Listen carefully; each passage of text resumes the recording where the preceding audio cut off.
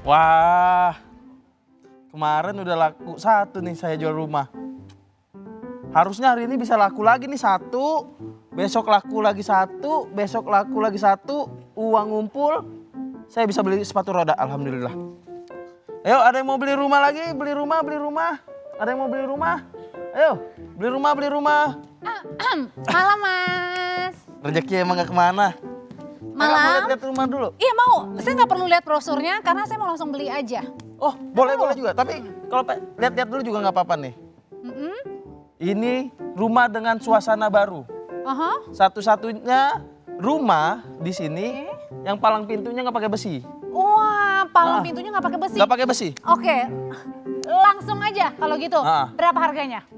Harganya sih murah, cuman 550. 550 juta di tengah hunian Apa? kota. 550 juta di tengah kota. Apa? Juta? 550 juta langsung Miliar. aja saya beli. Miliar, mohon maaf. Miliar. Tadi udah dibilang pelangnya bukan dari besi. Satpan berbaris sampai panjang begitu gini semua. Buset. Heeh. Itu mahal banget 550 miliar. Tapi bisa dicicil. Cicilannya 180.000 per hari.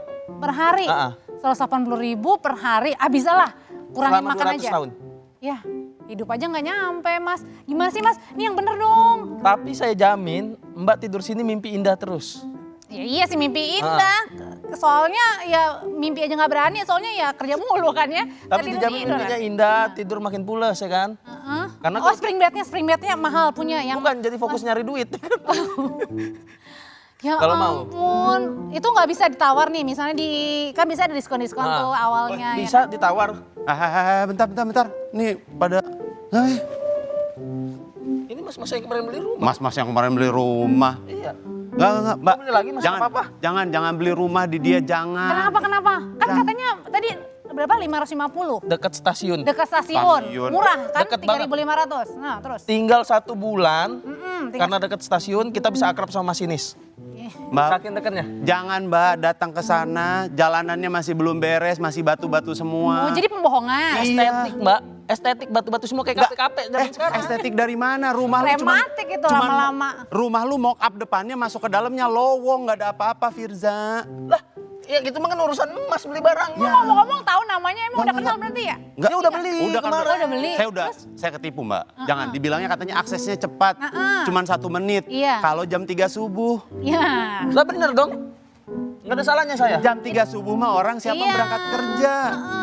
Gimana sih? Mohon maaf nih ya Mas. Apa? Namanya kan saya juga jualan. Jangan pegang-pegang. Emang kenapa? Emang sengaja? Geli dipegang kamu. Tapi mau gimana, saya kan namanya jualan Mas. Tapi kan jualan nggak boleh Nah, ini itu kayak dong. buang-buang dikit kan nggak boleh. Kasihan kita. Saya kan cuma kerja doang. Jangankan saya, atasan saya juga nggak tahu gimana cara bikin rumah yang adil dan nyaman Mas. Gimana? Ya Bikin. udahlah kalau gitu, kalau misalnya ini bohongan, gimana kalau misalnya yang tadi kita lihat tuh, Kang? Iya. Ada rumah di tengah kota. Betul. Yang harganya katanya masih terjamin, bisa buat kita nih, kaum-kaum muda. Nah, buat daripada sekalian, ini. buat lu juga aja. Ini pegang dulu aja. Nggak usah, ini dibikin rumah lu aja, dibikin jadi banyak. Hah? Dibikin jadi Yaudah. banyak. Rumah saya ini. Nggak usah, kita cari yang di Kita, Benteng aja. ya, kita lihat liputannya ini dia. Sekelumit kehidupan di Jakarta, setiap hari jalanan dipenuhi hilir mudik para pencari nafkah dari berbagai kota penyangga. Tak semua orang beruntung bisa punya hunian di Jakarta, apalagi di dekat pusat kota. Maka banyak orang harus berjibaku mencari celah di jalan, hingga berdesakan di transportasi publik demi menjemput rezeki di Jakarta. Tapi kini, asa punya rumah di tengah kota, terlebih di kawasan elit Jakarta, bukan cuma mimpi. Inisiatif perumahan kolektif berbentuk rumah flat di Menteng muncul dari sekelompok orang yang membentuk koperasi perumahan. Hunian tapak yang bisa dihuni lebih dari 1 keluarga muncul sebagai solusi bagi kelas menengah demi punya hunian terjangkau berlokasi strategis di pusat kota. Karena harganya terjangkau, murah banget untuk bisa tinggal di tengah kota kayak gitu, dengan semua Apa-apa deket, terus transportasi umum juga deket banget, di dekat KRL, MRT gitu. Dan juga kantor saya juga deket banget, cuma 15 menit. Jadi itu sih yang membedakan dengan tempat lain. Jadi misalnya uang yang saya punya, kalau saya belikan apartemen nggak dapat. Jarak dan akses ya, akses cukup mudah sekali. Yang awalnya saya setelah ini pengen mempunyai kendaraan ya, membeli kendaraan, kemarin akhirnya niat itu saya urungkan karena saya pikir setelah 6 bulan saya di sini saya nggak memerlukan kendaraan sama sekali kayak gitu. Cukup dengan jalan kaki ke MRT, ke KRL, ke Transjakarta kayak gitu. Flat Menteng ini dikelola badan berbentuk koperasi di mana para penghuninya juga merupakan anggotanya. Hal inilah yang membuat harga hunian flat Menteng jadi bisa lebih murah meski berlokasi di tengah kota. Nah, di koperasi perumahan ini yang menjadi developer adalah penghuninya sendiri gitu, karena dia dan terlebih juga yang menguasai tanahnya, entah itu mau jangka panjang, sewa jangka panjang atau HGB atau segala pun, itu adalah penghuninya sendiri yang merupakan anggota koperasi. Nah, penghuninya ya tentu saja tidak mau mengambil untung buat dirinya sendiri kan, gitu.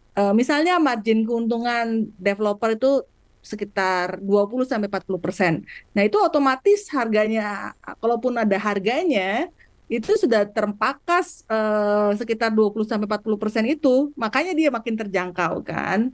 Nah lalu pada saat pengelolaannya, tentu penghuni tidak mau pengelolanya maintenance-nya mahal kan. Jadi dia cari cara supaya gimana tetap baik, tetap rapi, tapi terjangkau buat mereka. Kawasan Menteng selama ini dikenal sebagai kawasan permukiman kelas atas. Lokasi kawasan Menteng juga sangat strategis karena dekat dengan berbagai fasilitas publik, termasuk transportasi seperti KRL, MRT, maupun Transjakarta. Tentunya memiliki harga properti yang tinggi. Pakar tata kota Yayat Supriyatna menilai konsep hunian seperti flat Menteng merupakan bentuk gaya hidup generasi saat ini yang perlu difasilitasi pemerintah. Jadi fenomena ini adalah bagian dari gaya hidup generasi baru. Gaya hidup generasi baru yang tidak mau ribet. Dapat kerja, bahkan sebetulnya ini harusnya difasilitasi. Karena mereka pada umumnya nggak mau punya mobil. Tidak perlu bawa kendaraan. Di inti kota, public transportnya bagus, kemana-mana jalan kaki, super efisien. Sebetulnya ini bisa jadikan fenomena back to city. Kehadiran konsep hunian seperti flat Menteng diharap bisa dikembangkan banyak pihak, termasuk pemerintah sebagai solusi bagi warga yang ingin punya rumah di tengah kota dengan harga yang lebih terjangkau. Tim Liputan Kompas. Siapa sih yang tidak ingin ya Kang Dika ya punya rumah di tengah kota Jakarta, dekat dengan sarana transportasi, dekat dengan kantor gitu ya. Tapi yang penting adalah harganya terjangkau. Bisa ini kita lakukan. Nah salah satunya tadi melalui model yang ditawarkan hunian flat Menteng. Sebenarnya bagaimana konsepnya, masih ada huniannya, terus berapa harganya? Pengen ya Kang? Itu yang paling penting. Harganya berapa ya? Iya harganya, itu paling penting daripada semuanya ya. Betul. Kita ulas malam hari ini bersama penghuni flat Menteng, ada Mas Andi Pratama Hadiansyah dan juga Mbak Pamega Syafira. Selamat malam Mbak dan juga Mas. Malam. Dan ada juga Kabid Pembiayaan dan Kemitraan Perumahan DKI Jakarta, Lady Natalia. Mbak Lady, selamat malam. Selamat malam Mbak. Selamat malam, Lady. Nah oke, untuk pertanyaan yang pertama pasti ditanya semua orang adalah berapa sih Mas harganya memang? Kalau range-nya ya itu antara 380 sampai satuan kayak gitu. 380 juta? Iya. 300 jutaan, iya. Ini Menteng lebih tepatnya di mana Mentengnya? Di Kelurahan Menteng. Kelurahan Menteng kayak gitu. Satu kelurahan dengan GI ya. Keren. Dan dekat sekali dengan stasiun Sudirman dan MRT dan Transjakarta kayak gitu. Ya untuk di daerah situ hitungannya jadinya sangat terjangkau sekali. Benar, ya. Dengan akses ya, pastinya dapat aksesnya yang menarik sekali, terus juga fasilitas transport gampang, mau ada ke mana-mana jalan-jalan kayaknya deket juga kan? Iya deket juga kayak gitu. Oke, pertanyaannya kok bisa gitu kan? Kalau kita nyari-nyari di rumah-rumah gitu, apalagi kan konsepnya ini minimalis ya, artinya modern begitu juga. Kok kok bisa ini 380 juta untuk berapa hunian dan kok apakah biayanya balik nggak nih untuk yang sudah keluar, misalnya pengeluaran misalnya bikin rumahnya, batu batanya dan lain sebagainya? Ya sudah, itu semua sudah mencakup pembiayaan pembangunan dan sebagainya kayak gitu, perizinan dan sebagainya kayak gitu. Dan sudah intinya siap huni lah kayak gitu. Walaupun interior belum ya kayak gitu. Oh, oke. Jadi tinggal bawa badan aja begitu ya? Iya. Oh, oke. Oke, ini mungkin juga nanya ke Ibu Mbak Lady. Oh, Asik. terima kasih loh. Ya, Kelihatan lebih muda ya. karena kayaknya kita seumuran sih. Jadi gimana dari sisi Pemprov sendiri melihat ada inisiasi seperti ini? Gitu? Ada langkah selanjutnya kah? Atau mungkin ada langkah yang ingin dilakukan oleh Pemprov untuk mendukung mungkin? Ya, jadi jujur sebenarnya ini konsep yang baru ya dan inovatif sih sebenarnya. Kita senang-senang aja gitu ya. Cuman mungkin yang perlu dipastikan, tadi kami juga banyak bicara ya di sebelum ini, bahwasannya harga 380 itu sepertinya belum berikut tanah ya berarti ya. Oh iya, belum. Ya belum berikut tanah. Nah kemudian sebenarnya kata kuncinya memang layak dan terjangkau. Dari sisi layak dan terjangkau sangat layak dan sangat terjangkau gitu ya. Tapi mungkin kita perlu cari tahu dulu nih gitu ya. Yang paling penting adalah secure tenure-nya. Jadi masanya itu benar-benar membuat si penghuninya nyaman. Jadi jangan sampai nanti kemudian setelah beberapa tahun lalu kemudian ada satu perjanjian yang kemudian salah satu pihak kontrasasi gitu ya. Sehingga membuat orang ini menjadi tidak nyaman ketika menghuni di sana. Kemudian terakhir kepastian hukum gitu ya. Artinya apakah rumah ini dimiliki? Kalau misalkan dimiliki berarti kan bukti kepemilikan harus ada gitu ya. Okay. Ada SHM-SHS atau sertifikat hak milik atas satuan rumah susun dan atau juga SKBG. SKBG ini berarti kan dia tidak membeli tanahnya, hanya bangunannya saja. Jadi ada dua nih bukti kepemilikan yang diakui oleh undang-undang. Nah jujur ini mungkin kita juga perlu gali gitu ya. Apakah kemudian dengan inovasi seperti ini ada kendala nggak nih gitu ya di dalam para penghuninya memperoleh kepastian untuk kepemilikannya gitu. Jadi perlu ditelusuri dulu gitu karena saya jujur waktu diundang ke sini saya hanya baru lihat dari YouTube gitu ya. Dan intinya sebenarnya tapi udah pernah belum Mbak masuknya untuk melihat gitu? Oh belum. Oke, karena kita juga penasaran nih sebenarnya kan ini tinggal di kawasan Menteng begitu ya. Nah, sebagai perempuan, sebagai ibu rumah tangga pasti kan juga memikirkan bukan hanya yang dekat dengan perkantoran misalnya di tengah kota, tetapi juga kemudian di tengah-tengah hidup di Jakarta. Gimana dengan lingkungannya? Aman gak nih? Ramah gak buat anak? Karena kan ini bertingkat-tingkat ya, kayaknya 3-4 tingkat ada ya? 4 lantai ya? Nanti usai jeda akan dijawab, tetap bersama kami.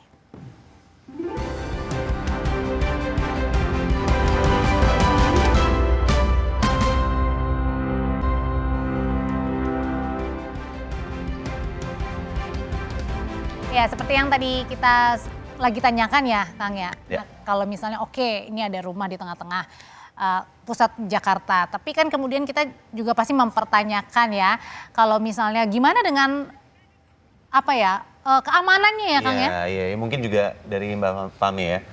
Kayak ini kan sebagai ibu rumah tangga, kondisinya juga pasti dipikirin gitu. Betul. Itu gimana di flat Menteng ini? Ya kalau untuk lingkungannya itu tuh kebetulan memang ada di tengah-tengah Menteng yang banyak pohon dan juga jalannya itu cukup lebar untuk memang bisa untuk main anak-anak dan nggak ada lalu lintas gitu. Jadi memang menurut saya itu lingkungan yang enak gitu dan tenang dan banyak pohon. Jadi emang agak unik itu di tengah kota tapi ada lingkungan kayak gitu. Iya. Kemudian kalau saya sebenarnya lebih penasarannya sebenarnya Mbak ya, berapa harganya sih? Balik lagi ya? Iya. Yang misalnya yang Mbak Fami punya gitu, itu yang berapa luasnya kah gitu? Punya kami ini ya 40 meter. 40? Harganya 380 juta. Kamar? 380 juta. Satu kamar. Satu kamar. Oh satu kamar, jadi satu kamar ada dapur, ada ruang tamu? Ya ada dapur, ruang tamu. Dapur, ruang tamu, ruang tengah itu jadi satu kayak gitu. Ya. Oh jadi kalau gitu sebenarnya kayak sendiri. mirip-mirip kayak apartemen atau flat yang di Ben Hill juga ada ya Bu ya sebenarnya? Kalau Iya, tapi ini tidak berikut tanah kan. Sama kayak di Ben Hill tidak berikut tanah, cuman bangunannya dia miliki gitu. Ya jadi mungkin bisa saya jelasin juga ya tadi kepemilikannya. Jadi kenapa harganya bisa murah nih 380 juta di Menteng itu karena kita nggak beli tanah. Nah, Jadi itu. tanahnya ini adalah kami sewa selama 60 tahun kepada salah satu anggota koperasi juga gitu. Dan ini biaya sewanya 90 juta per tahun yang dibayar setiap bulan gitu. Jadi kita setiap bulan, kalau saya misalnya sama suami kami bayar sekitar 700.000 sebulan untuk sewa tanah itu. Oke. Kemudian tadi kepastian hukumnya gimana nih? Nah, kepastian hukumnya itu ada di koperasi. Jadi koperasi memiliki bangunan dan kita semua terikat dengan perjanjian hukum antara koperasi dengan pemilik tanah. Jadi memang di hak kepemilikannya itu ada di koperasi. Koperasinya. Dan itu nggak deg-degan, misalnya tiba-tiba nanti di tahun keberapa tiba-tiba apa gitu misalnya digusur atau ya maksudnya kan enggak lah, kan karena kan kita kepemilikannya sama sekali. sendiri. Karena kita udah ada perjanjian dengan notaris kan untuk sewanya juga. Kita kan itu sebenarnya biasa kan apa tadi long list itu kan. Memang ada kepastian hukumnya bahwa kalau kita udah ada perjanjian ya memang nggak bisa digusur gitu atau diusir. Mungkin kayak orang-orang trauma ya biasanya. Iya, betul. Mungkin itu nggak ada perjanjiannya kali ya kalau sewa-sewa yang dengan orang-orang itu kan kayak atau nggak ada kepastian di notarisnya. Tapi kalau kami udah kebetulan salah satu anggota itu adalah lawyer. Jadi memang kita juga bukan secara legalnya ya, iya, secara legalnya udah betul, dipikirkan secara gitu. legalnya udah dipikirkan dan kita juga meskipun saling kenal tapi nggak yang ya kekeluargaan aja nggak bisa dong, harus ada kepastian hukumnya. Meskipun mungkin berbeda ya, kita nggak punya kepemilikan secara individu karena semuanya dimiliki koperasi dan itu juga sebagai sistem untuk mengontrol agar harganya nggak bisa dinaikin nih sama orang. Nggak terlalu melonjak tiba-tiba gitu. Karena koperasi nanti yang akan memegang semua ini dan akan menentukan misalnya dijual lagi misalnya kan misalnya saya nggak mau tinggal lagi di situ, kita bisa kembalikan nih ke koperasi gitu. Jadi tadi investasi yang berupa uang untuk bangun tadi 380 juta itu hitungannya sebagai apa namanya kayak semacam simpanan gitu. pokok lah kayak gitu. Benar-benar menganut sistem koperasi banget dong betul. itu ya. Itu bisa dikembalikan lagi. Untuk dikembalikan lagi dan akhirnya nanti yang mencari pembeli lagi itu koperasi gitu. Jadi misalkan ini aku mau jual ke temanku, ya aku bisa menyarankan koperasi tapi untuk keputusannya tetap koperasi kayak gitu Kita ya. nggak bisa jual jadi oke kita jual aja 2 miliar gitu ya. Oke. Harus balik ke koperasi. Gitu. Ini kalau Mbak Lady ngelihat kayak gini ini sebenarnya bisa diaplikasiin juga di tempat lain selain di sini nggak, mungkin kayak di flat itu. Ya, kalau dari sisi pemerintah sih sebenarnya konsep yang mirip-mirip tuh KTV ya, konsolidasi tanah vertikal. Itu sudah kita lakukan di tengah kota juga. Saat ini yang sudah dilakukan itu di Palmerah sama Tanah Tinggi. Nah itu memang programnya program CSR. Jadi orang-orang yang punya tanah kecil-kecil itu digabung. Jadi tentunya mereka harus ada dasar kerelaan hati untuk menggabungkan itu. Kemudian dibangunkan rumah susun atau flat itu. Kemudian dibagi per unit-unit. Gitu. Tapi kalau di sini kan tanahnya memang dimiliki oleh mereka. Jadi SHM SRS-nya keluar di situ. Karena tanahnya dimiliki kan. Kalau ini kan tanahnya atas nama koperasi ya. Perorangan. Terus kemudian buildingnya sendiri koperasi kan gitu. Betul. Jadi ini sebenarnya sudah dilakukan juga oleh Pemprov DKI gitu ya, konsep konsolidasi tanah vertikal. Meski sebenarnya dalam perjalanan kan pasti banyak tantangan. Kenapa? Karena sebaran tanah itu kan status kepemilikannya beda-beda. Ada tanah negara, SHM, garapan, dan lain sebagainya. Nah itu yang menjadi kendala. Tetapi memang Pemprov sudah memulai di situ dan mudah-mudahan memang menjamur ya, bisa banyak untuk mengatasi area kumuh sebenarnya. Kalau ini kan sebenarnya pemenuhan untuk generasi milenial dan Gen Z ya, yang semuanya harus serba gampang, serba mudah, dekat dengan transportasi dan segala macam. Sebenarnya dari pemerintah juga sudah concern terhadap hal ini, dan ke depan memang kita juga akan ada program untuk bisa menggandeng badan usaha. Kita memanfaatkan tanah-tanahnya milik Pemprov yang ada di tengah kota. Kemudian nanti ke depan kita juga, sebenarnya saat ini kita juga sudah punya fasilitas pembiayaan perolehan rumah ya. Kalau tadi kan harus lunas ya di depan ya. Nah kalau di pemerintah itu kita punya ada yang namanya FPPR, fasilitas pembiayaan perolehan rumah gitu. Jadi mudah-mudahan dengan ini kan bisa juga semakin membantu ya. Nah yang aku penasaran juga nih, biasanya kan ada beberapa pasangan gitu ya Kang ya. Kayak melihat oke, saya harus punya hunian rumah karena saya punya tanahnya jelas, bangunannya jelas. Nah tapi kalau untuk Mbak Masnya sendiri kenapa memilih untuk oke lah kita tetap di Jakarta di tengah-tengah tapi ya kan ada yang memilih untuk oke, kita berada di pinggiran Jakarta tapi kita punya Landed tanahnya, house, landed ya. house-nya. Tapi kalau ini sebaliknya, apa pertimbangannya sebenarnya? Kalau kita ya sebenarnya kita lebih memilih kita punya hunian nih, bukan punya rumah gitu. Jadi nggak penting tuh buat kami punya Sertifikat dan lain-lain. sertifikat dan tanah itu, karena yang kami butuhkan bukan investasi nih.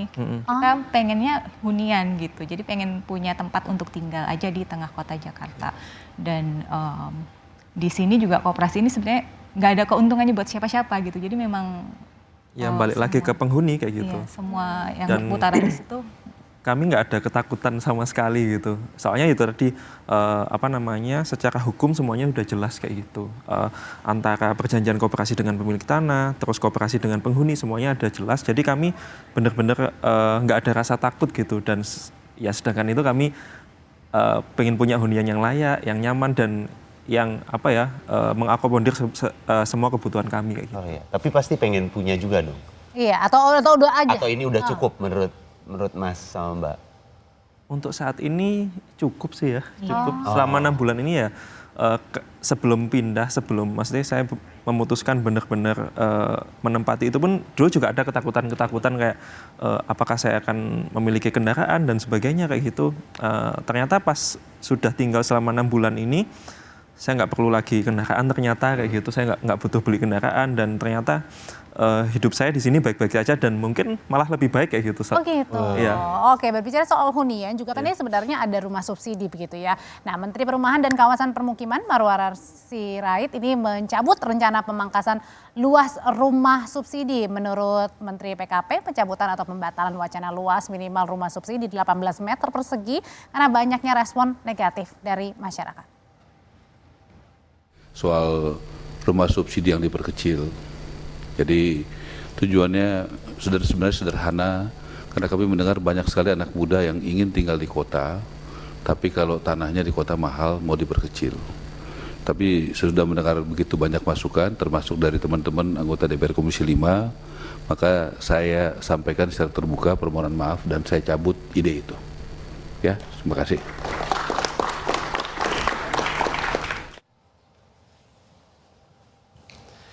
Ini tadi menarik juga yang tadi diobrolin ya, akhirnya ditarik. Ini ngobrol sama Mbak Lady. Ini kalau ngelihat tadi, respon tadi 18 meter. Kemudian banyak ya respon dari netizen. Rame di, wah masa segini aja rumah gitu kan. Sebenarnya yang layak menurut Pemprov DKI itu berapa sih besarannya? Iya, kalau kami dulu pernah juga membangun yang 18 meter persegi, tapi itu di tahun 97 ya. Ya. Nah sekarang kita tidak lagi membangun yang dari 18, jadi dulu tuh ada 18, 21, 24, 30. Sekarang kita tidak lagi membangun yang ukuran-ukuran itu, jadi kami hanya membangun yang 36 meter persegi. Jadi untuk semua rumah bagi masyarakat berpenghasilan rendah, itu luasannya 36 meter persegi, karena itu dianggap yang paling layak. Ya. Iya. Ya mungkin kenapa pemikirannya dikecilkan 18, ya kan tanah di Jakarta semakin terbatas. Kemudian dengan keterbatasan itu berarti kan tiap tahun tanah akan naik terus nih 10% terus tiap tahun. Sementara pendapatan naiknya paling cuma 3,5-5% paling tinggi kan. Jadi untuk mencapai housing backlog itu ya mungkin caranya dengan mengecilkan gitu. Tetapi ternyata kayak kami punya program hunian terjangkau milik, itu yang ukuran studio aja nggak laku Mas, gitu. Jadi mereka pengen memang yang hunian itu yang dengan 2 kamar agak luas gitu. Ada ruang privasi juga. Iya, betul. Ada sarana dan prasarana untuk ruang ketemu keluarga gitu. Iya, karena kalau 18 tapi juga lurus ke atas kan rada serem ya Mbak? Lo lagi, deket kemana-mana gitu. Bisa 8 kamar sih tapi ke atas semua tuh, rada susah memang. Oke, mungkin pertanyaan terakhir ya untuk Mbak Masnya yang sudah berapa lama nih tinggal di Menteng ini? Sekitar 6 bulanan lah. Oh 6 bulan, kira-kira nyesel nggak nih? Atau justru udah kayaknya kita berpikir udahlah kita akan kayaknya ya berapa puluh tahun kalau bisa selamanya deh tinggal dengan konsep seperti ini. Nggak ada penyesalan sama sekali dan yang rencana awalnya saya mungkin akan menjauh dari Jakarta secepatnya kayak gitu. Sekarang ternyata nggak usah ya. Nggak usah. Jangan-jangan punya mobil pun juga mikir-mikir ya karena kemana-mana juga udah mudah. Iya, betul sekali. Oke, terima kasih kalau begitu untuk informasinya. Semoga nanti kapan-kapan ya Kang kita main ke sana soalnya penasaran di dalamnya ini seperti gimana? apa, bentuknya seperti apa gitu. Boleh, Nanti boleh ya kalau ya. kita berkunjung boleh dijamu ya Mas ya? Boleh sekali, boleh sekali. Siapin boleh makanan sekali. ya. Oh siap sekali. Oke, terima kasih Ibu Lady, terima kasih Ya, Mas Mbak sama-sama. semuanya.